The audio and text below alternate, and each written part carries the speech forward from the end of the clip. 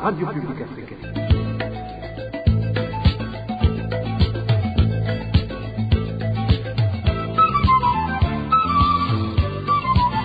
Radio Publique Africaine.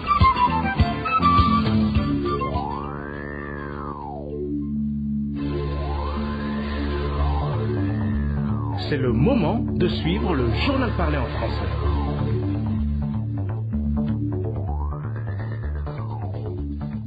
Bonjour mesdames et messieurs, c'est un plaisir d'être avec vous dans la présentation de ce journal dont voici le sommaire. Elle vient de passer 24 heures dans les cachots du service national de renseignement après sa destitution le 1er mai de cette année. Les raisons de sa destitution restaient floues. Il s'agit de l'ex-ministre du Commerce Immaculée Ndabanese. Des miliciens Imbonerakure armés sont rassemblés au stade de la commune Mugina en province de Cibitoke. Ces rassemblements inquiètent la population depuis vendredi dernier. Nous sommes le 3 mai, journée mondiale de la liberté de la presse. Le Burundi a progressé dans le classement annuel de l'ONG Reporters sans frontières. Toutefois, le chantier reste vaste pour le respect de la liberté de la presse au Burundi. Vous entendrez dans ce journal différents intervenants dans le domaine. Au micro, Bob Lugurika, les détails, c'est dans quelques secondes.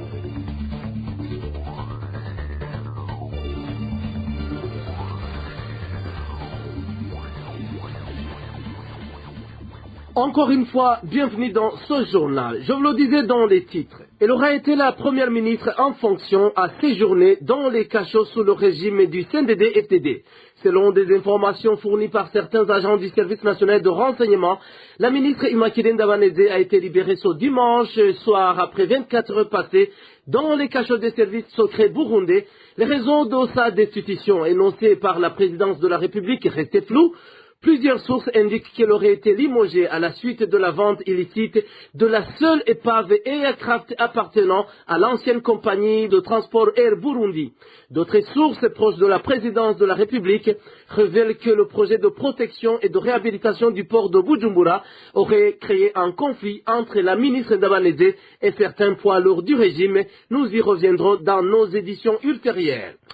Parlons sécurité à présent. Un rassemblement des Imbonerakure armés inquiète les habitants de la commune Mugina de la province Cibitoke. Ce rassemblement observé au stade de football de Mugina aurait commencé dans la nuit de vendredi à samedi. Les détails avec Eloge Kwizera. Les Imbonerakure rassemblés dans les anciens des stades de Mugina ont été déployés depuis la soirée de vendredi vers minuit selon les habitants de cette commune de Mugina. Cette population indique qu'ils étaient en 3 groupes. Le premier groupe est arrivé vers minuit et le troisième vers 2 heures du matin selon les mêmes sources. Ces jeunes du parti CNDD-FDD en tenue militaire qui seraient au nombre de 300 portent des armes selon les mêmes informations. L'habitaillement de ces Imbonerakure est effectué par des hommes en tenue civile dirigés par un agent du service de l'enseignement c'est nommé Boyaze, selon la population. Et le pas déjà préparé est mis dans des seaux et des bassins, puis transporté sur des vélos et des motos vers ce terrain de football de Mugina. Ces Imbonerakure font des mouvements pendant la soirée selon les habitants de Mugina. Pendant la journée, les Imbonerakure restent souvent dans les vestiaires du stade et indiquent nos sources. À la fin de la semaine écoulée, il n'y avait pas de match prévu sur ce stade. Une compétition d'athlétisme qui était programmée ce dimanche n'a pas eu lieu. Nos sources estiment que cette compétition a été délocalisée. Une source policière de Mugina confirme ce rassemblement des Imbonerakure armés et nous précise qu'il serait dans la dernière phase de formation pour un déploiement dans une mission éventuelle. Certains habitants de Mugina se disent effrayés par ces mouvements de civils armés. Nous avons tenté de joindre l'administrateur de la commune Mugina pour y réagir sur ces craintes de la population, mais en vain. Toujours page sécurité. 4 personnes ont été assassinées dans différentes localités du pays la semaine écoulée. Parmi ces victimes, une a été tuée, égorgée. Le bilan hebdomadaire de la sécurité avec Aimable Nishimwe. Parmi ces victimes figure un certain Pascal Bouchoumi, enseignant à l'école fondamentale Mivo, commune et province Ngozi. Son corps a été découvert sur la colline Gisagara, au chef-lieu de la province Ngozi, vendredi dernier. Des sources sur place indiquent que la victime a été étranglée par des gens non identifiés. Le motif de cet assassinat reste inconnu. Toujours au nord du pays, une femme du nom de Béatrice a été égorgée par son mari Ernest Minani sur la colline Ezone-Giteragny jeudi dernier. Les conflits familiaux seraient à l'origine de cet assassinat. Son mari est retourné en Tanzanie d'où il était venu. Ce jeudi même, un certain Jean-Marie Nkunzimana, âgé de 35 ans, a été retrouvé mort sur la colline Nyagatovu, zone Gatabo, commune Kiganda, en province Muramvya. Des sources sur place indiquent que la victime a été décapitée par des inconnus. Le motif de ce meurtre reste inconnu. 2 personnes ont été arrêtées pour des raisons d'enquête. Mardi dernier, un certain Pierre-Franck Yandoka, pasteur de l'église Mission évangélique au Burundi, de nationalité béninoise, a été découvert au bord de la rivière Rusizi, sur la colline Nyamitanga, en commune Buganda, province Chibitoki. Des sources sur place révèlent que ce pasteur aurait été tué par des Imbonerakure lorsqu'il tentait de traverser la rivière Rusizi en provenance de la République démocratique du Congo. Une courte pause et nous entamons la page Liberté de la presse. RPI. Parlons liberté de la presse à présent. C'est la journée mondiale de la liberté de la presse. Tant que les journalistes et les citoyens en général ne pourront pas s'exprimer sans avoir peur d'être jetés en prison ou éliminés, on ne pourra pas parler de liberté de la presse au Burundi. C'est du moins la déclaration de certains Burundais à qui la RPA a tendu le micro. En ce jour, le monde célèbre la journée dédiée à la liberté de la presse. Des Burundais qui, pour la plupart, demandent au gouvernement de cesser de considérer les journalistes comme des ennemis, mais plutôt comme des partenaires. Suivez ceux qui se sont entretenus avec nos collègues. En cette journée dédiée à la liberté de la presse, moi, en tant que citoyen burundais, je trouve que ce droit est bafoué chez nous. Par exemple, avant de faire un simple commentaire sur des réseaux sociaux, on se demande si on ne peut pas être poursuivi pour ça.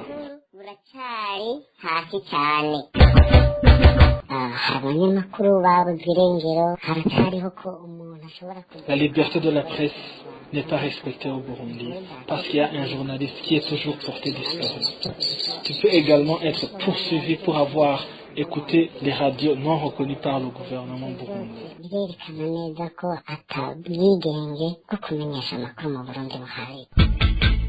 On ne peut pas dire qu'ici au Burundi il y a liberté de la presse. La preuve en est qu'en 2015, on a brûlé les radios. Depuis lors, nous avons eu des problèmes parce qu'on ne continue pas à recevoir des infos très nécessaires pour la vie du pays, mais aussi pour la vie des gens. Aujourd'hui, on ne peut pas dire qu'il y a la liberté de la presse tant qu'il y a les médias qui sont en place. On ne peut pas oser dire ce qui est vrai, ce qui est réel, surtout sur ces assassinats très ciblés. Surtout des gens de l'opposition, bien de la société civile, ou bien sur la fraude qui est opérée par certaines des autorités du pays.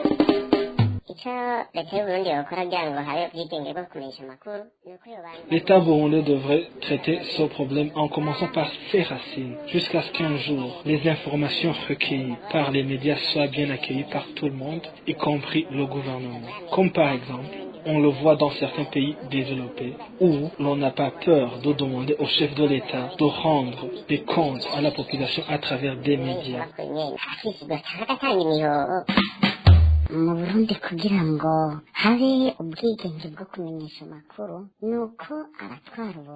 Que le gouvernement admet que les journalistes ne sont pas ses ennemis, mais qu'en revanche, ils contribuent au développement du pays. Toujours à propos, la liberté de la presse au Burundi est loin d'être une réalité, et ce malgré qu'il ait avancé de place dans le classement des pays dans le cadre de la liberté de la presse. Propos du président de l'association des journalistes burundais en exil, AGBE en sigle, à l'occasion de la célébration de la journée mondiale de la liberté de la presse, Jean-Marie Vianney Hichu-Burundi, président de la dite association, encourage les journalistes qui continuent à prêter à partir de l'exil. Il a également appelé le gouvernement burundais à garantir et faire respecter la liberté de la presse. Suivez. Depuis 2015, suite à la destruction méchante des médias indépendants, le Burundi a été placé sur la liste rouge des pays qui violent massivement la liberté de la presse au monde. Alors que l'année passée, le Burundi occupait la 160e place sur 180 pays qui ne respectent pas le droit de la presse, cette année il occupe la 143e place. Ceci étant, nous ne pouvons pas aujourd'hui affirmer avec certitude que la liberté de la presse est garantie au Burundi. Et pour preuve, 7 journalistes burundais viennent d'être condamnés à perpétuité en violation de toutes les garanties d'une justice équitable et impartiale. Une centaine de journalistes burundais résident toujours en exil dans les pays étrangers. Les journalistes des médias qui émettent à partir du Burundi sont muselés. Les chaînes des radios étrangères de la Voix d'Amérique, VOA et de la BBC sont toujours fermées. En cette journée internationale dédiée à la liberté de la presse, l'Association des journalistes burundais en exil, AJB, réaffirme encore une fois son soutien à tous les journalistes burundais, spécialement tous les journalistes, spécialement à ceux qui sont en exil pour leur courage et leur détermination à toujours œuvrer pour une presse libre, indépendante et respectueuse des droits des citoyens. Nous exhortons par la même occasion le gouvernement burundais de cesser toute manœuvre d'intimidation et de harcèlement à l'égard des journalistes burundais. Toujours au chapitre de la liberté de la presse, le chemin est encore long pour que le Burundi puisse mettre fin à la culture d'anéantissement de la presse.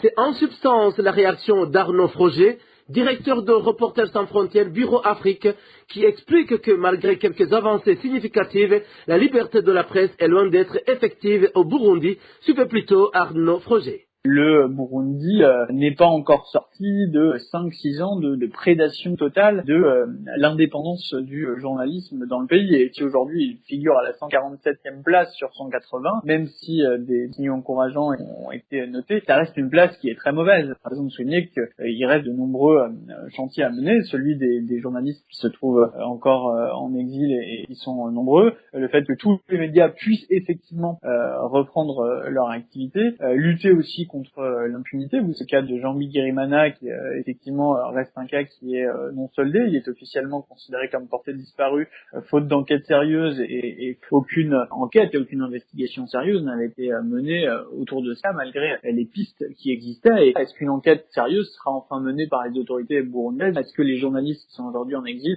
vont pouvoir rentrer dans de bonnes conditions et en toute sécurité pour continuer à exercer leur métier au Burundi? Et puis plus généralement, est-ce que sera mis fin à cette culture de haine des journalistes et des médias indépendants qui a été 5 ou 6 ans et qui s'est caractérisée par de nombreuses agressions, de nombreuses intimidations, parfois des arrestations commises par les forces de sécurité et plus largement très répandues au sein des Imbonerakure. C'est toute une culture de la prédation de l'information qu'il y a à changer au Burundi. Donc les chantiers qui sont à mener par le nouveau président et son gouvernement restent énormes. Quant à ce qui est de la progression du Burundi sur le classement des pays dans le cadre de la liberté de la presse, publié par RSF, Arnaud Froger précise qu'en grande partie le Burundi n'y est pour rien, car cela résulte de la régression des autres pays dans ce domaine. Encore une fois, Arnaud Froger. Il ne faut pas prendre le classement de manière isolée, pays par pays. Certains pays progressent beaucoup, d'autres régressent depuis quelques années. Vous pouvez prendre par exemple des pays comme la Turquie, la Russie, qui sont des pays qui ont beaucoup régressé par exemple. Ça s'apprécie aussi à l'aune de l'évolution des autres pays. Le Burundi n'est pas seul. Je souligne bien que le fait d'être classé à la 147e position sur 180 pays, et donc d'être dans le dernier tiers du classement, témoigne d'une position qui reste extrêmement préoccupante pour les journalistes et pour les médias. Et on verra s'il y a manifestement un changement de politique ou s'il y a eu simplement quelques gestes qui ont été accordés. Il retrouve en fait une position qu'il occupait juste avant le début de la crise burundaise il y a 6 ans maintenant. Et cette progression, elle s'appuie sur des faits qui sont eux-mêmes importants. Il y a d'abord eu la libération et la grâce accordée à 4 journalistes d'Iwachu, et puis ça a été suivi quelques jours ou quelques semaines plus tard, au début d'année, par des annonces importantes aussi qui ont été faites à l'endroit des médias qui ont été ou détruits, ou sanctionnés, ou suspendus. Tous ces médias-là n'ont pas encore repris leur activité, mais c'est le cas pour une part d'entre eux, comme Radio Bonesha FM par exemple. Et puis le site aussi d'Iwachu qui était censuré. Reste maintenant à savoir si ces premiers signaux encourageants sont la manifestation d'une nouvelle ère pour la presse et les médias burundais, puisque des enjeux et les chantiers qui sont extrêmement importants. Observons une courte pause et nous parlons société. Pénurie du sucre sur presque tout le territoire au Burundi. À des rares endroits où il est encore disponible, il se vend dans la clandestinité et à un prix exorbitant. Francine Mahoro nous fait le point. Dans différentes provinces du pays, le sucre est devenu un casse-tête. Trouver cette denrée dans les boutiques ou alimentations relève d'un parcours du combattant. Par exemple, en province de Rumongue, les habitants indiquent que son prix a doublé et que même là, ils ont du mal à s'en procurer. Cet habitant de Rumongue témoigne. Le sucre de la Tosumo est actuellement quasi inexistant sur le marché. Là où nous parvenons à le débiter par chance, 1 kilo coûte 5 000 francs burundais. Là aussi, ils le vendent en cachette. En fait, les vendeurs du sucre se cachent comme s'ils vendaient du champ. La situation est identique dans la province de Chibitoke. Dans cette province, les habitants font savoir qu'il est strictement interdit de demander le sucre à haute voix car il est vendu clandestinement. Le sucre se vend de façon clandestine et nous le demandons en secret car là où tu parviens à en trouver, 1 kilo revient à 3500 ou encore 3300. Là aussi, tu dois te faire très discret car personne ne peut vous dire qu'il l'a dans sa boutique. Actuellement, un sac de 50 kilos s'achète à 130 000 francs burundais, raison pour laquelle il est cher quand on le détaille par kilo. À part les deux provinces ici citées, même à Bujumbura, la situation est presque pareille. Les sources de la RPA indiquent que dans différentes boutiques, les commerçants vendent 1 kilo de sucre à prix de 3 000 francs burundais. Pourtant, l'association ne cesse de dire au public que les productions est très bonne et que rien n'a changé à ce qui est de la quantité fournie. Une information confirmée par le ministère du Commerce qui parle, lui, de spéculation des commerçants. Les informations que la RPA détient du dit ministère font savoir qu'une réunion a eu lieu ce lundi matin dans les enceintes du bureau de liaison de la Sosumo afin de voir comment trouver solution à cette problématique. Et à propos, la société sucrière de Mosso Sosumo en sigle reconnaît cette pénurie du sucre, mais uniquement en mairie de Bujumbura. C'est du moins ce qu'a déclaré aujourd'hui le chargé des ventes et du marketing au sein de la Sosumo, Jean-Pierre Nzobandora, qui met la responsabilité sur le dos des commerçants qui, selon lui, ne font que spéculer, mais il promet que dès demain, la ville de Bujumbura sera réapprovisionnée. J'aimerais vous signifier que la question de la carence du produit de sucre à la mairie de Bujumbura, nous tous nous sommes au courant.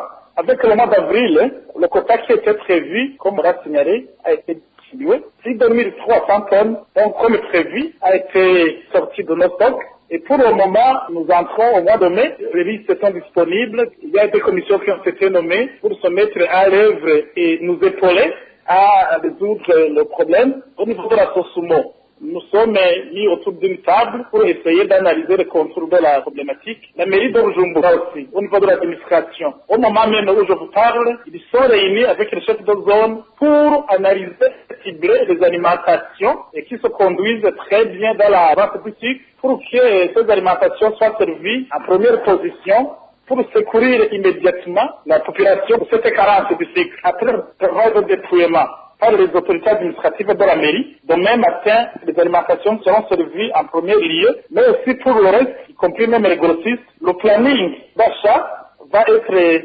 sorti et affiché. Il y a des conditions qui ont été nommées. Il faut se mettre sur le terrain pour suivre là où est affecté le sucre, si le sucre que nous vendons réellement atteint les gens auxquels il est destiné.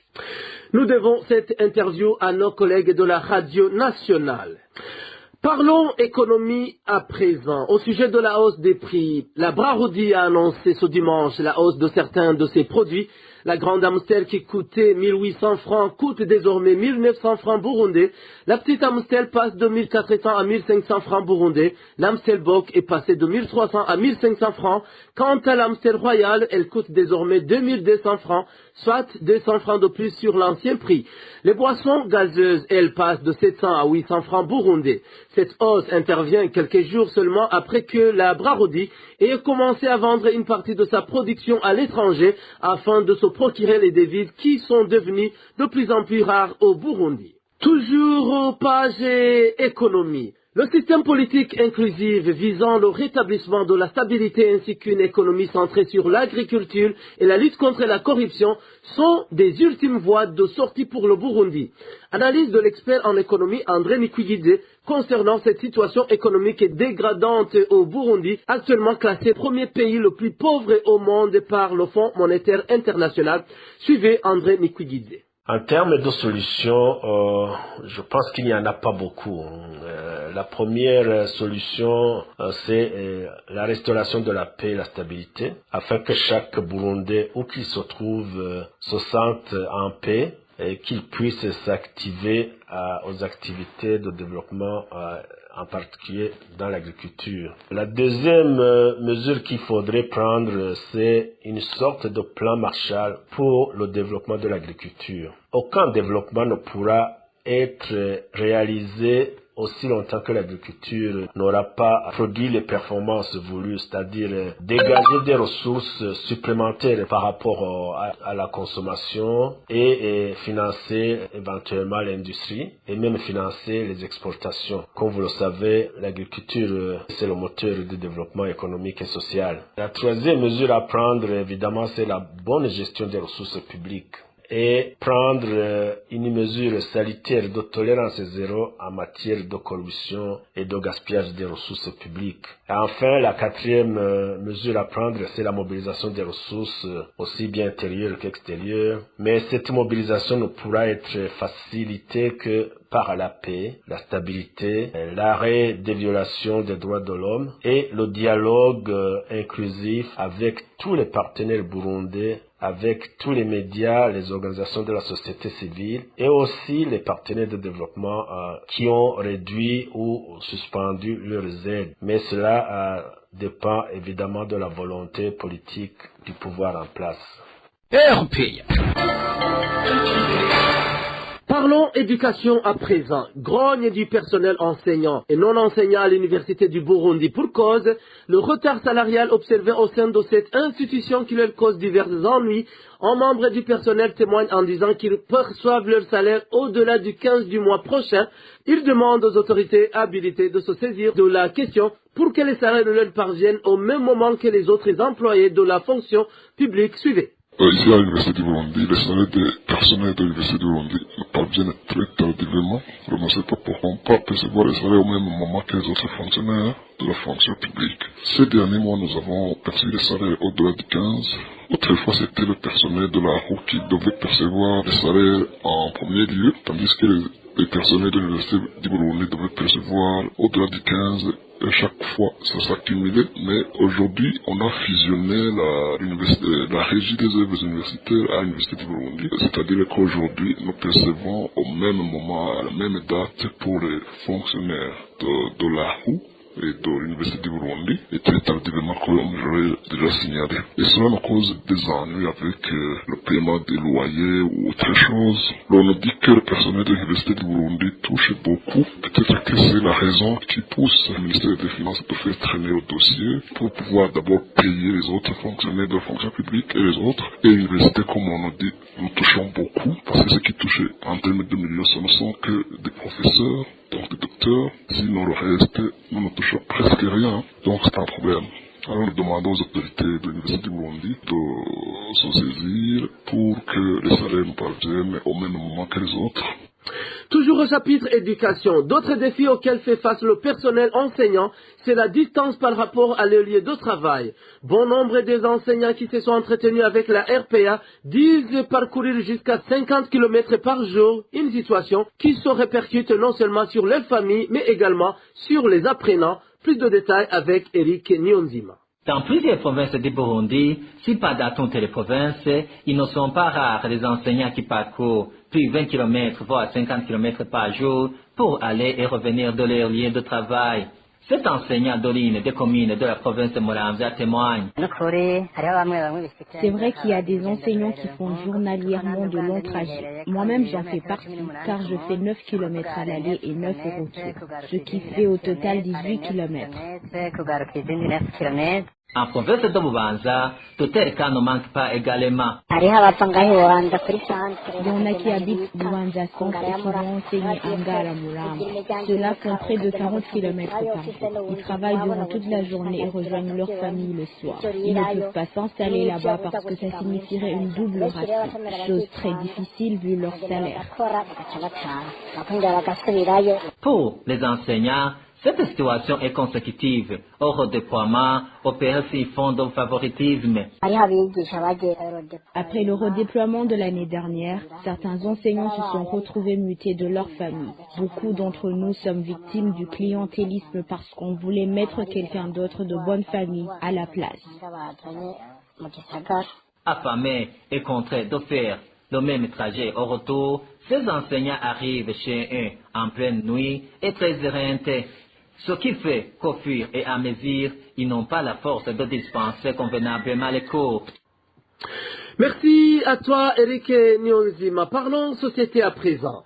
Grogne des habitants de la commune Mugui en province Cibitoke qui accuse l'association dénommée Swiss Contact de clientélisme dans le recrutement. En plus de cela, cette association n'aurait pas respecté son contrat car durant 2 ans, au lieu de donner des formations aux jeunes de toutes les communes, elle s'est uniquement limitée à une seule zone, d'où la frustration des habitants de Mugui. Elvis Nyomungere pour plus de détails. La société Swiss Contact est un projet qui couvre toutes les provinces présentes en province Kayanza depuis l'an 2000. Elle s'est récemment implantée en province Chibitoke grâce au logement des habitants de la place, mais les régions n'ont pas duré longtemps vu que la dite association a failli à sa mission et n'a pas honoré son contrat, témoigne Doré d'entrée. Ça fait 2 ans que cette association reste dans une même zone. Nous, qui sommes en Goma, sommes très surpris de voir que leur promesse de couvrir toute la commune n'a pas été tenue. En 2 ans, ils n'ont pas bougé du chef-lieu de la commune Mugui.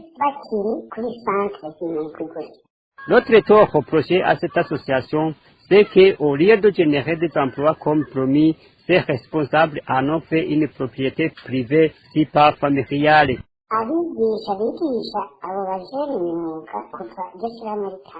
Il y a 2 employés, celui qui enseigne la maçonnerie et l'autre la couture. Pourtant, ce ne sont pas les gens qui ont fait l'enseignement des métiers qui manquent.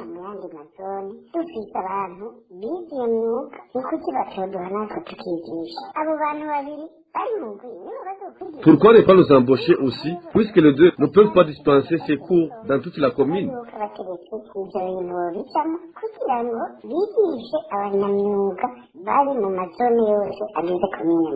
En effet, le représentant de l'association Swiss Contact à Chibitoke est un certain Codem. Quant aux 2 employés en question, ce dernier les a choisis parmi ses relations à qui il aurait tout de même demandé de fonder avant de les engager. Révoltés, les habitants de la commune Mugui demandent à l'administration de suivre et de près les activités de cette association au risque de voir les administrés perdre la chance de se développer à travers l'apprentissage des métiers, une chance qui leur était pourtant acquise.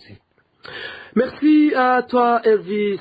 Parlons santé avant de clore ce journal, où la crise liée à la Covid-19 qui secoue actuellement l'Inde doit préoccuper le continent africain, selon le directeur du Centre africain pour le contrôle et la prévention des maladies. Dr John Nkengasong explique que l'Afrique doit se préparer pour éviter l'hécatombe. Dr John Nkengasong s'est exprimé au cours de la conférence de presse de jeudi 22 avril au lendemain de l'enregistrement de 3500 décès liés à la Covid-19 en 24 heures en Inde. Suivez. So the situation in India is what I described earlier, that we cannot be indifferent to what is happening in India. And at the start of this, nous ne pouvons pas être indifférents face à ce qui est en train d'arriver en Inde. Ce qui se passe en Inde est un signal que ça peut arriver sur notre continent. Notre système de santé est fragile. Tout le monde le sait. Nous n'avons pas de lits suffisants, nous n'avons pas assez d'oxygène, nous manquons beaucoup de choses pour pouvoir contenir une telle attaque de la COVID-19. C'est ce que j'ai dit. C'est mieux de nous surpréparer au lieu de nous sous-préparer. and that is what I said, that it's better to be overly prepared than to be under-prepared, so that if the situation again, as I said earlier, if you see where India was in March. Lorsque vous analysez comment l'Inde était en mars, je vais dire le mois dernier, le pays enregistrait plus de 30 000 cas par jour. Mais aujourd'hui, il enregistre environ 350 000 cas de COVID-19 par jour. Vous voyez que le virus, ça explose très rapidement. Des ingrédients que nous avons pour éviter ça, évitons des rassemblements de masse, comme les meetings des partis politiques, les événements sportifs et les rassemblements religieux. Il faut une sensibilisation de masse au port du masque. Un port de masque adéquat équivaut à un vaccin. Protège-toi et protège ceux qui te sont chers. As I said, for now, a proper use of mask is equal to an effective vaccine. Okay? You protect yourself and you protect your loved ones. Voilà, point final à ce journal. Mesdames et messieurs, merci pour votre aimable écoute. Merci à la cabine technique et à l'équipe rédactionnelle. Prochain rendez-vous de ce journal, ce sera demain à la même heure. D'ici là, portez-vous bien et surtout soyez prudents.